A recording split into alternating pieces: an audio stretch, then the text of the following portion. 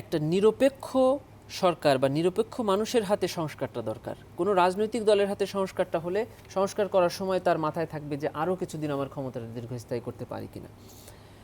আমরা দেখবেন এই আসামিরা, আপনি দেখেছেন কিছুদিন আগে ওবায়দুল কাদের সাহেব 5ই আগস্টের পরে 3 মাস এই দেশেই ছিল। ট্রাইব্যুনালের ওয়ারেন্ট অফ অ্যারেস্ট আছে তার এগেনস্টে, অসংখ্য মামলা হয়েছে তার বিরুদ্ধে সারা দেশে, এটা পুলিশ জানে। আর্মি চিফ স্বীকার করেছেন যে আমাদের কাছে অনেকে রাজনৈতিক আশ্রয় নিয়েছেন, আমরা একটা 6 শতাধিকের সংখ্যা উনি উল্লেখ করেছেন। আমরা কতজনকে পেলাম? মানে অ্যাট বেস্ট। তাহলে তাদেরকে আমরা দেখতে পেলাম না। তার মানে তাদেরকে আবার পরে আমরা দেশের বাইরে বিভিন্ন জায়গায় দেখতে পাচ্ছি, তারা স্টেটমেন্ট দিচ্ছে। আমরা আইনের ব্যবহার করে এক্সট্রাডিশন অনুযায়ী তাদের প্রত্যর্পণ চেয়েছি, কিন্তু আমরা তো জানি যে আদৌ এর রেজাল্ট কী হবে। আমরা রেড নোটিশ চেয়েছি, রেড নোটিশ জারি হতে পারে, কিন্তু মানুষ তো চেয়েছিল তাদের গ্রেফতারের মাধ্যমে বিচার করা, কিন্তু আমরা তাদেরকে ধরতে পারলাম না। এখনও আইনশৃঙ্খলা বাহিনীতে কারা আছে?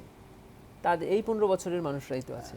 কোনো না কোনোভাবে তৎকালীন সরকারের যারা ক্ষমতাসীন ছিলেন, যারা প্রভাবশালী ছিলেন, তাদের সাথে কোনো না কোনোভাবে ভালো সম্পর্ক, হয়তোবা তারা এই ব্যাপারে সাহায্য করেছেন। আদালত সরাসরি আমাদের কাছে জানতে চেয়েছেন, 15 দিনের একটা সময়ও বেঁধে দিয়েছেন। আইজিপি সাহেবকে ট্রাইব্যুনাল অর্ডার দিয়েছেন যে কেন এদেরকে ধরা হচ্ছে না, সেই ব্যাপারে রিপোর্ট চেয়েছেন। আমরা এতটুকুই পারি, কোর্ট থেকে একটা আদেশ চাইতে পারি, কোর্ট সন্তুষ্ট হয়ে যদি আদেশ দেয় আমরা সেটা শুনতে পারি। আপনি দেখবেন আমাদের এই ট্রাইব্যুনাল মামলার অন্যতম যিনি আসামি শেখ হাসিনা, উনি টেলিফোন লিক বলছি আমরা, অথবা বিভিন্ন বক্তৃতা বিবৃতির মাধ্যমে কী ধরনের বক্তব্য দিচ্ছে।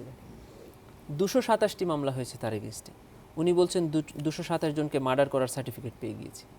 এই কথাটা যখন আমাদের ট্রাইব্যুনাল কোনো একজন অভিযোগকারী বা সাক্ষী বা ভিকটিম শুনবে, তার পক্ষে এই ট্রাইব্যুনালে কাঠগড়ায় দাঁড়িয়ে ওপেন সবার সামনে তার বিরুদ্ধে সাক্ষ্য দেওয়ার সাহস কি আর থাকবে?